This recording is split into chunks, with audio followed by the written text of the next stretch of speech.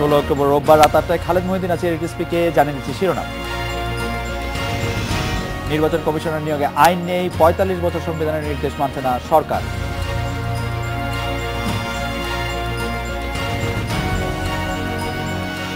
বিশ্বব্যাংক প্রেসিডেন্টের ঢাকা মিশন, পদ্মা সেতু পরবর্তী সম্পর্ক উন্নতি প্রধান লক্ষ্য।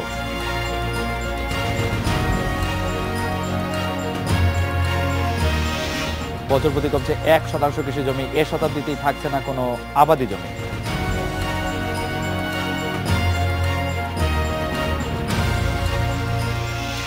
নির্বাচন কমিশনের সদস্যদের নিয়োগে সংবিধানে আইন করার নির্দেশনা থাকলেও কোনো সরকারই তা করেনি। বিতর্ক এড়াতে এই আইন করার পরামর্শ দিচ্ছেন বিশেষজ্ঞরা।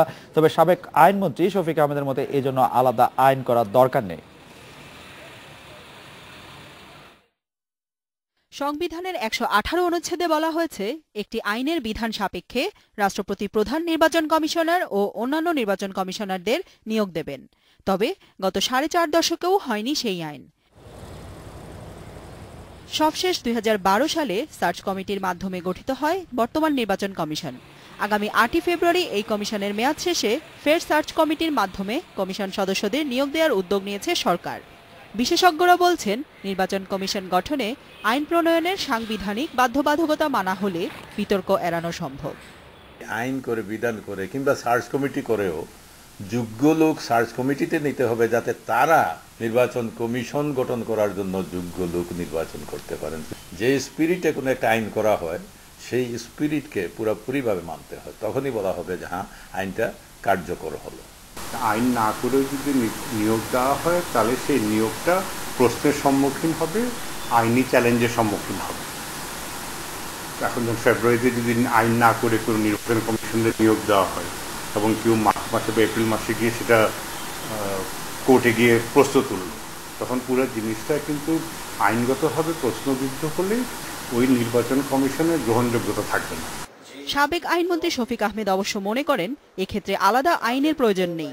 রাষ্ট্রপতির নির্বাহী আদেশই আইন হিসেবে গণ্য হবে। যেহেতু নিযুক্তি দেওয়ার ক্ষমতা থাকে, রাষ্ট্রপতি কিন্তু আদেশ দিয়ে সার্চ কমিটি করছে এবং দেখা যাবে যে সার্চ কমিটিতে কারা আছে। একজন জাজ অব দ্য অ্যাপিলেট ডিভিশন, হাইকোর্টের জাজ, তারা যে মুহূর্তে ওথ নেয় তারা কিন্তু নিরপেক্ষ হয়ে যায়। এটাও কিন্তু আইন এবং রাষ্ট্রপতির এই ক্ষমতাটি আছে। 2011 সালে সংবিধানের 15 সংশোধন হয়। এতে নির্বাচন কমিশনকে শক্তিশালী করতে প্রধান নির্বাচন কমিশনার সহ সর্বোচ্চ 5 সদস্যের কমিশন করার বিধান যুক্ত হয়। জান্নাতুল ফেরদাউস, ইন্ডিপেন্ডেন্ট নিউজ, ঢাকা। নির্বাচন কমিশনের সদস্য নিয়োগে আইন বিষয়ে কথা বলতে আমাদের সাথে আছেন সাবেক আইনমন্ত্রী, আইন বিশেষজ্ঞ ব্যারিস্টার শফিক আহমেদ। ব্যারিস্টার শফিক আহমেদ, আমরা যদি 118 অনুচ্ছেদের দিকে তাকাই, তাহলে সেখানে 118 অনুচ্ছেদের অনুচ্ছেদ 1-এ আছে, আপনি জানেন যে উক্ত বিষয়ে প্রণীত কোনো আইনের বিধানাবলী সাপেক্ষে রাষ্ট্রপতি প্রধান নির্বাচন কমিশনকে অন্যান্য নির্বাচন কমিশনকে নিয়োগ দান করবেন। এই পাঠ দিয়ে কি এটি বোঝা যায় যে এখানে একটি আইন করতেই হবে, নাকি সেটি ঐচ্ছিক? ব্যারিস্টার শফিক আহমেদ, আমাদের যদি একটু জানাতেন। নিশ্চয়ই। আপনারা যদি দেখেন, সার্চ কমিটি যখন করা হয় সেটা রাষ্ট্রপতি কোন ক্ষমতা বলে করা ছিল, এটা তো চ্যালেঞ্জ হয়নি। আপনি আর্টিকেল 152 অফ দ্য কনস্টিটিউশন, সেখানে বলা আছে যে যদি কোনো আদেশ হয় সেটাও আইন হবে, অর্থাৎ আইনের ডেফিনেশনে সেটা আছে। তো 118-তে রাষ্ট্রপতি বলা হয়েছে যে আইনের দ্বারা রাষ্ট্রপতি এই নির্বাচন কমিশন গঠন করবে। তো সার্চ কমিটিটা রাষ্ট্রপতি করে দিচ্ছে, এবং সার্চ কমিটিতে কারা থাকছে? যারা স্বপদে আসার সময় ওথ নিয়েছিল, অর্থাৎ শপথ বাক্য উচ্চারণ করেছিল, যারা সংবিধান এবং আইন অনুযায়ী কাজ করবে।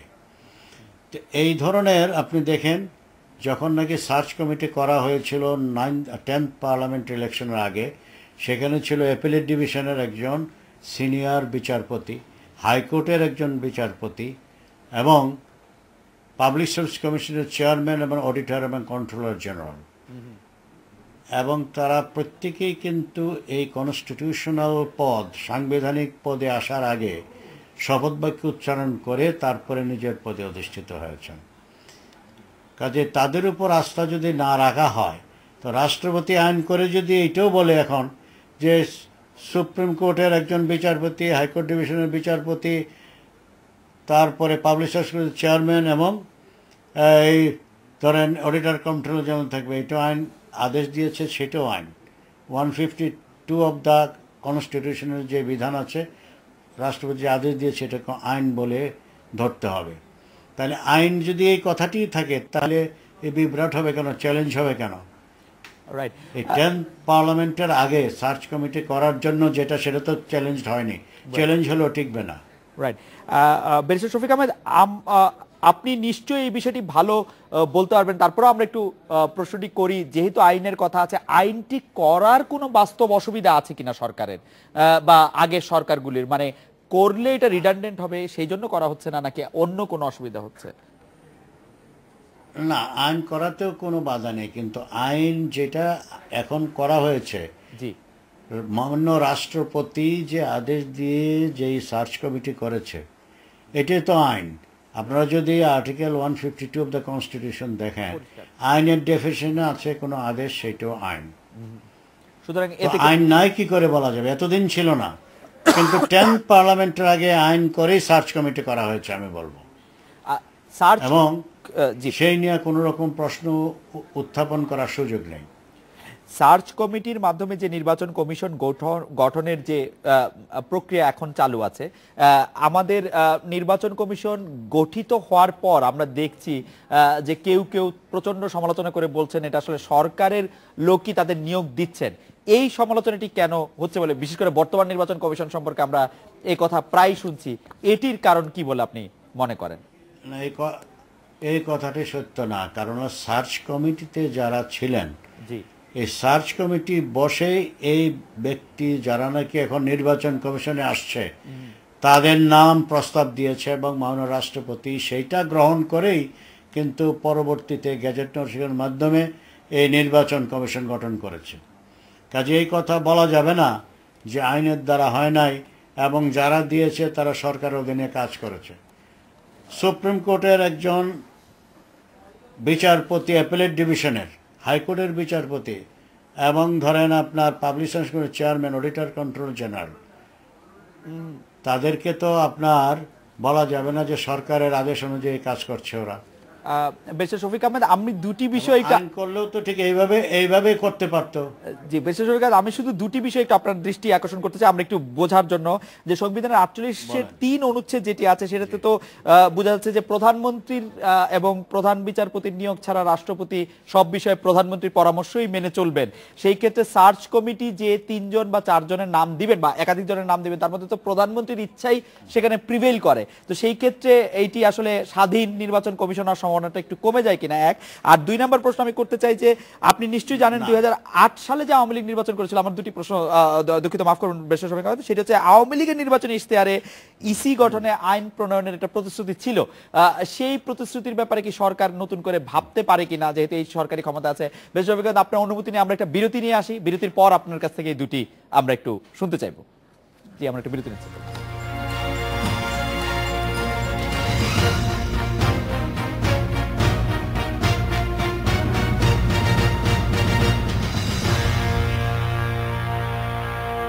ব্যারিস্টার শফিক আহমেদ, আওয়ামী লীগের নির্বাচন ইশতেহারে ইসি গঠনের কথা ছিল, আর কার্যত রাষ্ট্রের প্রধান নির্বাহীর ইচ্ছা অনুসারে নির্বাচন কমিশন নিয়োগ হচ্ছে, সেটি কোনো ঝামেলা তৈরি করে কিনা, আপনার কাছ থেকে যদি আপনি একটু মতামত শুনেন।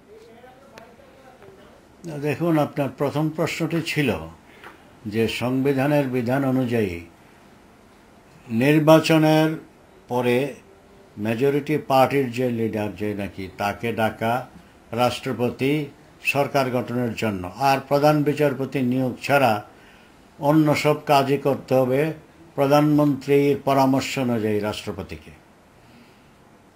তাহলে পরে সাপেক্ষে রাষ্ট্রপতি প্রধান নির্বাচন কমিশনের অন্যান্য নির্বাচন কমিশনকে নিয়োগ দান করিবেন। তাহলে এই দ্বারা যে আইন করার কোনো প্রয়োজন নাই, আইন করলে লাভ হবে কি? কিন্তু এটা সঠিক না। আপনার দেখতে হবে যে সার্চ কমিটিটা আইন অনুযায়ী হয়েছে কিনা, অর্থাৎ রাষ্ট্রপতি আদেশ দিয়ে সার্চ কমিটিটা গঠন করেছে কিনা, সেই সার্চ কমিটিতে কারা আছে, নিরপেক্ষ এবং যোগ্য সৎ ব্যক্তি দিয়ে সার্চ কমিটিটা করা হয়েছে কিনা, এবং সার্চ কমিটি যেই নাম দেবে সেইটাই কিন্তু রাষ্ট্রপতি তাদেরকে দিয়েই নির্বাচন কমিশন গঠন করবে। কাজে এখানে প্রতি পদে যদি আমরা সন্দেহ প্রকাশ করি যে এটা ঠিক হবে না, এটা প্রধানমন্ত্রী ইনফ্লুয়েন্স করবে, প্রধানমন্ত্রীর পরামর্শটা করতে পারবে না, তাহলে তো আইন করি যাই করি সবটাই সন্দেহের মধ্যে পড়ে যাবে। কাজেই যেটা নাকি সংবিধানের বিধান আছে 118-তে আইনের বিধান সাপেক্ষে, তো যেটা নাকি রাষ্ট্রপতি আদেশ দিয়ে বলছে let there be search committee, এদেরকে দিয়ে, এটা তো আইনেই বলা হলো, আইনেও তো আমরা এটাই বলবো যে এদেরকে দিয়ে একটা সার্চ কমিটি করা হোক। তো রাষ্ট্রপতি আদেশে সেটাই বলছে যে যারা নাকি শপথ বাক্য উচ্চারণ করেছে যেসব পদ, তাদের পদে আসার আগে সেই সমস্ত ব্যক্তিকে দিয়ে একটা সার্চ কমিটি করা হোক, যাদের গ্রহণযোগ্যতা নিয়ে কোনো প্রশ্ন উত্থাপন করা যাবে না। এবং 10th পার্লামেন্ট ইলেকশন আগে কিন্তু সার্চ কমিটি সেইভাবে করা হয়েছিল। এবং আমার মনে হয় রাষ্ট্রপতির এই ক্ষমতা 118-র যে আদেশটা আমাদের সংবিধানের 152 অনুচ্ছেদে আদেশ ও আইন, এবং আদেশটা আইনের ক্ষমতা বলেই উনি কিন্তু প্রয়োগ করেছেন। নির্বাচনী ইশতেহারে এটাকে প্রশ্নবিদ্ধ করা, প্রশ্ন তোলার, নির্বাচনী ইশতেহারে থাকার বিষয়টা যদি একটু অ্যাড্রেস করতেন। তো নির্বাচন ইশতেহার অনুযায়ী তো করা হয়েছে। নির্বাচন ইশতেহার অনুযায়ী 10th পার্লামেন্টের আগে, 9th পার্লামেন্ট তো আর নির্বাচন ইশতেহারের আগে হয়ে গেছে, তাই না? তো নির্বাচন ইশতেহারে বলছে আইন, তো প্রধান মহামান্য রাষ্ট্রপতির আদেশের বলে যে সার্চ কমিটি করা হলো, এটা তো আইনের বিধান মতোই হলো। তাহলে এটা নির্বাচন ইশতেহারের কোনটা ভঙ্গ হলো আমি তো বুঝতে পারলাম না। ব্যারিস্টার শফিক আহমেদ, আপনি মনে করছেন না যে প্রধানমন্ত্রীর ইনফ্লুয়েন্স এখানে খুব বেশি বড় হয়ে দেখা দিবে নির্বাচন কমিশন গঠন করার ক্ষেত্রে? না, প্রশ্নই ওঠে না। কারণ আমরা যদি বিশ্বাস করি যে অ্যাপেলেট ডিভিশনের একজন সিনিয়র মাননীয় বিচারপতি, হাইকোর্ট বিভাগের একজন বিচারপতি, এবং আমাদের পাবলিশার্স কমিশনের চেয়ারম্যান, অডিটর কন্ট্রোলার জেনারেল, যাকে নিয়ে সার্চ কমিটি করা হয়েছিল, তাদের প্রতি ইনফ্লুয়েন্স করার প্রাইম মিনিস্টারের প্রশ্নই ওঠে না, তাহলে বিচার বিভাগের স্বাধীনতাই বা থাকবে কোথায়? ব্যারিস্টার শফিক আহমেদ, আপনাকে অনেক ধন্যবাদ। এবার একটি বিরতি নিচ্ছি, ফিরছি একটু পরে।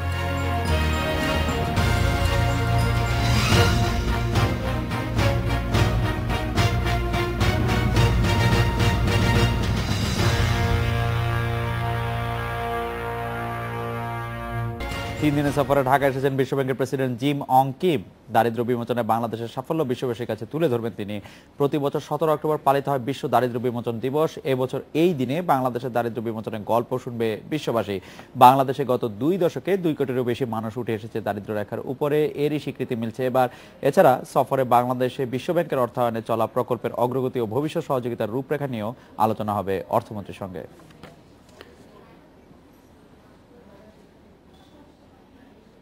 চট্টগ্রাম বিশ্ববিদ্যালয় অর্থনীতি বিভাগের সাবেক সভাপতি এবং অধ্যাপক ডক্টর মইনুল ইসলাম আছেন আমাদের সঙ্গে। ডক্টর মইনুল ইসলাম, আমরা দেখেছি বিভিন্ন সময় বিশ্বত পদ্মা সেতু বিষয়ে বিশ্বব্যাংকের সাথে বাংলাদেশ সম্পর্কে একটি টানাপোড়েন সৃষ্টি হয়েছিল। বিশ্বব্যাংক প্রধানের বাংলাদেশ সফরকে পারস্পরিক সম্পর্কে কোনো নতুন মোড়, নতুন সূচনা, নতুন অধ্যায় তৈরি করবে বলে আপনি মনে করছেন কিনা, বা বিশ্বব্যাংক প্রেসিডেন্টেরও সেরকম কোনো উদ্দেশ্য রয়েছে কিনা, অধ্যাপক মইনুল ইসলাম?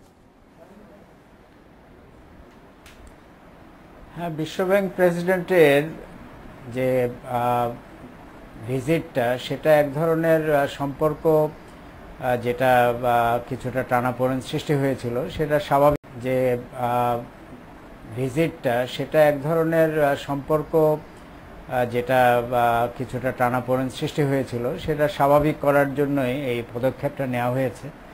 কারণ আসলে বিশ্বব্যাংকের পাস্ট প্রেসিডেন্ট জয়েলিক যে বাংলাদেশের সাথে যে আচরণটা করেছিলেন, সেটা কোনো মতে গ্রহণযোগ্য আচরণ নয়।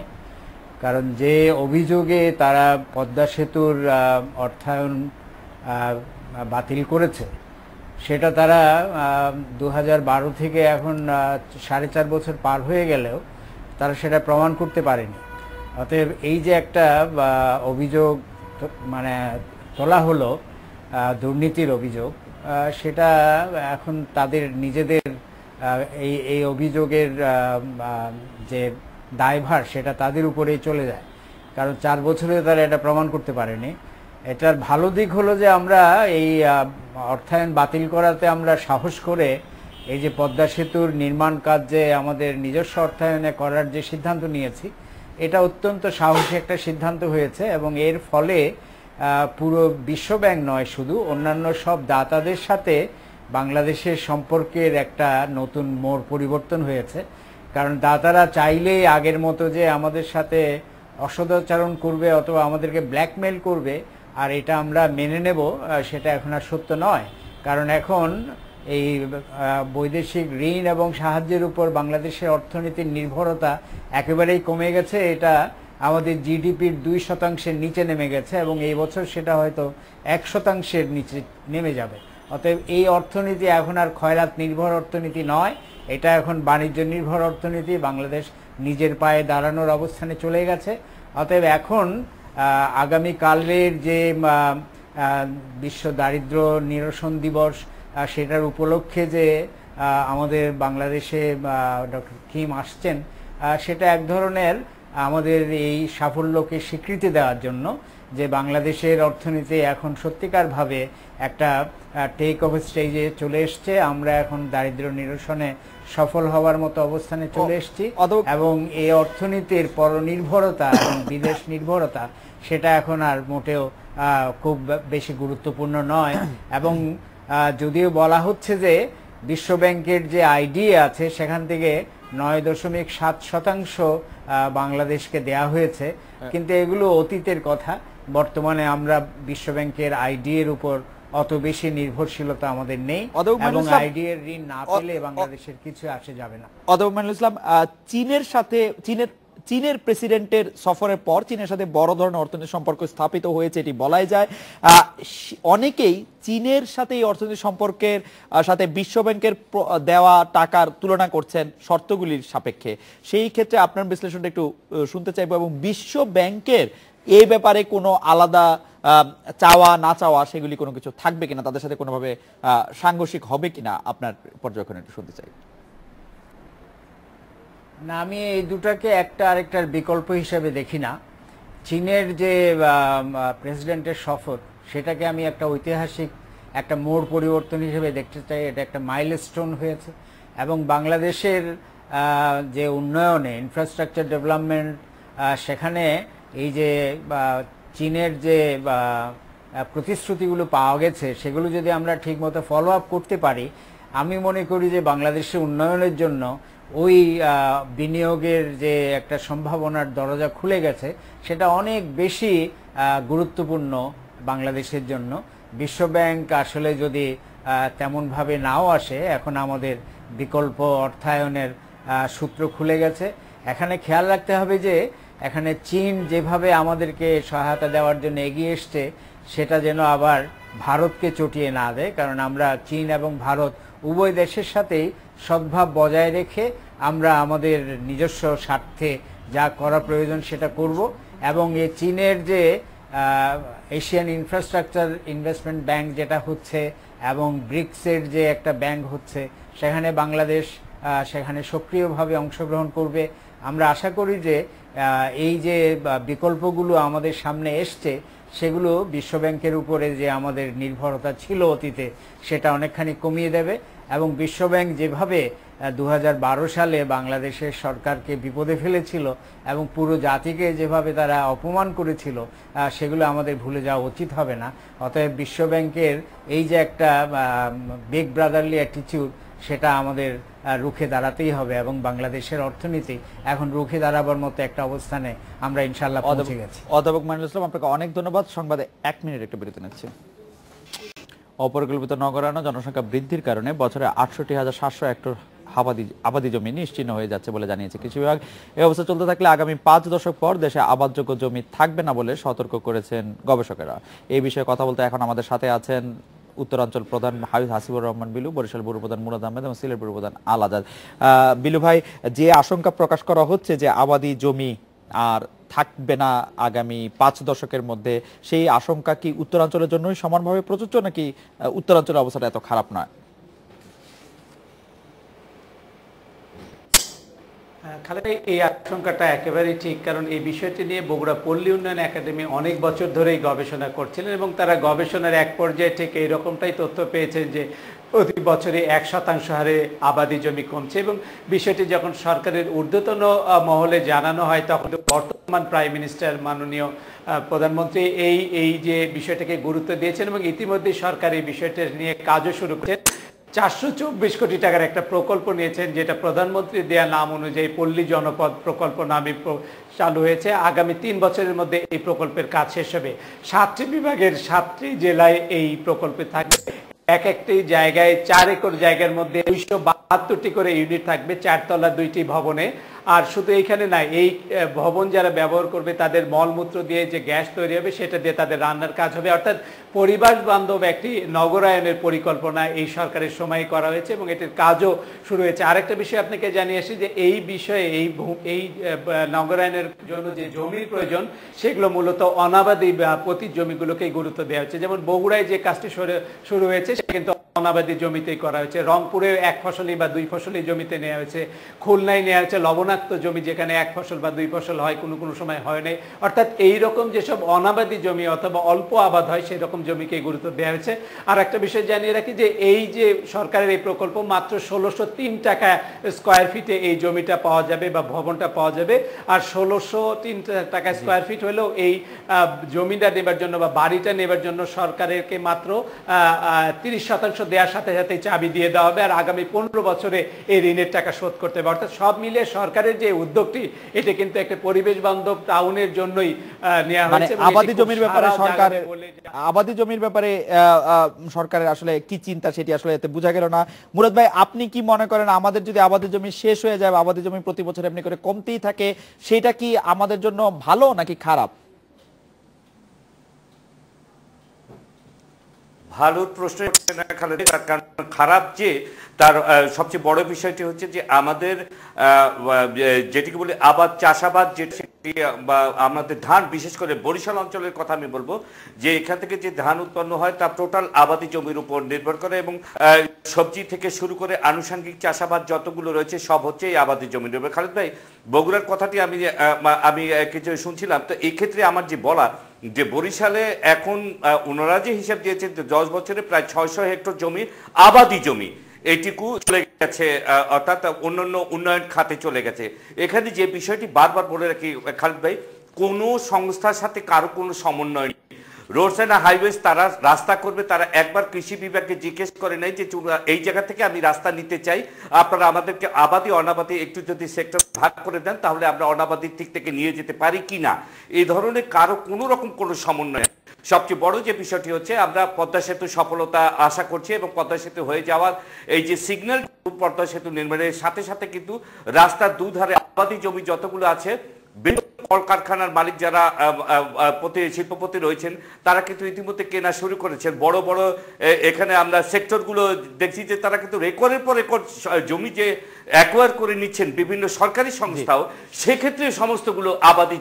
খালেদ ভাই, আমি জানি না যে 5 বছর পর বরিশালে আবাদ জিনিসটার কোন কোথায় গিয়ে বরিশালের কথা মুরাদ ভাই বলছেন 5 বছর।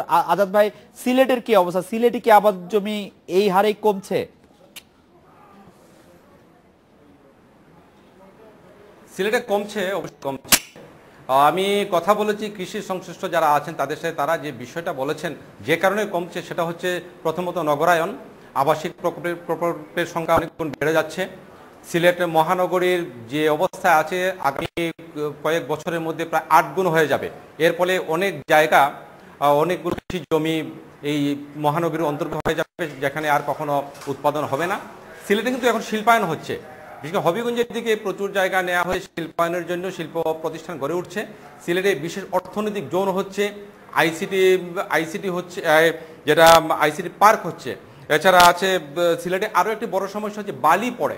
অর্থাৎ বর্ষাকালে উজান থেকে অর্থাৎ পাহাড়ি এলাকার যে ভারতের যে পাহাড়ি এলাকা সেখান থেকে ঢলের সাথে যে বালি আসে সেই বালিতে সিলেটের প্রচুর কৃষিজমি অর্থাৎ সুনামগঞ্জের দিকে বিশেষ করে সুনামগঞ্জ জেলায় সিলেট বিভাগের সেখানে প্রচুর জমি নষ্ট হয়ে যাচ্ছে বালি পড়ে পড়ে। এছাড়া যে গ্রামেরও ব্যাপ্তি ঘটছে, যে অনেক কৃষিজমি এখন বাসাবাড়িতে পরিণত হচ্ছে। এইসব কারণে সিলেটে কৃষিজমির পরিমাণ কমে আসছে। যে আশঙ্কাটা করা হচ্ছে সেই আশঙ্কাটা হয়তো অতটা সিলেটে না, তবে সিলেটে যে জমি কমছে এটা কিন্তু সত্য।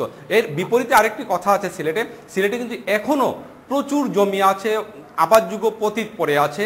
এই জমিগুলো কাজের জন্য মাননীয় প্রধানমন্ত্রীর নির্দেশে সিলেটের বিভাগীয় কমিশনের নেতৃত্বে ইতোমধ্যে একটি উদ্যোগ নেওয়া হয়েছে।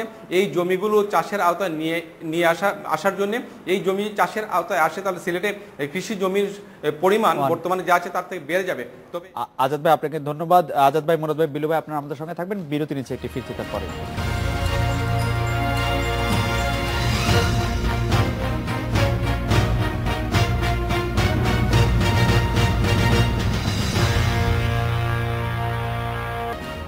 বিলু ভাই, মুরাদ ভাই, আজাদ ভাই, আপনারা যদি দেখেন যে 2009 সালে কৃষি জমির অপরিকল্পিত ব্যবহার রোধে যে একটি আইন হয়েছিল, কিন্তু সেই আইন তৈরির উদ্যোগ নেওয়া হয়েছিল, তারপরে 7 বছর পার হলো সেটি ভূমি মন্ত্রণালয় চূড়ান্ত করতে পারছে না। এই বিষয়ে মাঠ পর্যায় থেকে আপনারা কোনো কিছু আপনাদের কেউ অভিযোগ করছে কিনা যে আসলে কারো কোনো উদ্যোগ নেই, কারো কোনো মাথা ব্যথা নেই, কৃষি আবাদ জমি থাকলেই কি না থাকলেই কি, বিষয়টি হচ্ছে অনেকটা এরকম। বিলু ভাই, আপনি কি মনে করছেন? খালেদ ভাই, আপনি ঠিকই বলেছেন, এটা তো চূড়ান্ত করার বিষয়, কিন্তু যেসব আইন আছে সেগুলোরও কিন্তু প্রয়োগ নেই। বিশেষ করে আপনি যদি পরিবেশ আইন দেখেন, ইটভাটা আইন দেখেন, এটা কিন্তু আমাদের এই অঞ্চল উত্তরবঙ্গের কোথাও মানা হয় না। যার যেখানে 10-15 বিঘা আবাদি জমিনে একটা ইটভাটা করলো এবং সেখানে দিব্যি চলছে। এবং আপনাকে জানিয়ে রেখে যে 1100-র মতো ইটভাটা আছে এই উত্তরবঙ্গে। সেই 1100 ইটভাটার মধ্যে খুব বেশি হলে 100-300 পরিবেশ অধিদপ্তরের ছাড়পত্র আছে, আর বাকিগুলোর হয় নবায়ন হয়নি অথবা ছাড়পত্র ছাড়াই চলছে। এই বিষয়গুলো পরিবেশ অধিদপ্তরের নজরে আছে, আইন আছে, কিন্তু প্রয়োগ নেই। আর আপনি যে আরেকটা বিষয় যেটা আমাদেরকে বলছিলেন সিলেট থেকে আজাদ ভাই, যে বালি পড়া, আপনি জানেন যে ব্রহ্মপুত্র এবং পদ্মা অববাহিকায় যে বন্যা হয় প্রতি বছর, এর ফলেও কিন্তু অনেক জমি আমাদের নষ্ট হয়ে যাচ্ছে। তার পাশাপাশি বাঁধ দিতে গিয়ে হচ্ছে, এবং এর অনেকগুলো কিন্তু অপরিকল্পিতভাবে হচ্ছে। তো সেই কারণে জমির ব্যাপারটা একটু নিশ্চিত হওয়াই দরকার সরকার এবং সাধারণ মানুষকে। বিলু ভাই, আপনাকে ধন্যবাদ। মুরাদ ভাই, আপনি কি মনে করছেন যে এই যে কৃষি জমি সুরক্ষার আইন, ভূমি ব্যবস্থা আইন নাই, করতে পারছে না সরকার, আসলে আবাদি জমির প্রয়োজন আমরা অনুভব করছি না? ধন্যবাদ খালেদ। এখানে যে বিষয়টি আমি আজকে কৃষি সম্প্রসারণ অধিদপ্তর কর্মকর্তাদের সাথে আলাপ করে জেনেছি সেটি হচ্ছে যে গত বছর পর্যন্ত তারা এই সংক্রান্ত খুব তড়িঘড়ি করে এবং খুব স্ট্রং একটি মিটিং করেছিলেন। সেখানে বলা হয়েছিল যে খুব দ্রুত একটি নীতিমালা তৈরি করা হবে এই আবাদি জমিগুলো রক্ষার জন্য, কিন্তু 1 বছর প্রায় পেরিয়ে গেল, সেই নীতিমালা এখনো তৈরি হয়নি। আসলে যে কথাটি আপনি শেষ পর্যন্ত বলেছিলেন যে কৃষি জমি কি থাকলো না থাকলো এই নিয়ে খুব একটা মাথা ব্যথা নেই। আমাদের বেশ কয়েক বছর থেকে বাম্পার ফলনে আসলে উৎসাহিত আমরা সবাই, সেক্ষেত্রে কৃষি জমির রাখার জন্য কারো কোনো মাথা ব্যথা নেই। আজাদ ভাই, আমরা শেষ বাক্যটি আপনার কাছ থেকে একটু শুনতে পারবো যে আপনি কি মনে করছেন কৃষি জমি নিয়ে আসলে কারো কোনো মাথা ব্যথা নেই? আজাদ ভাই।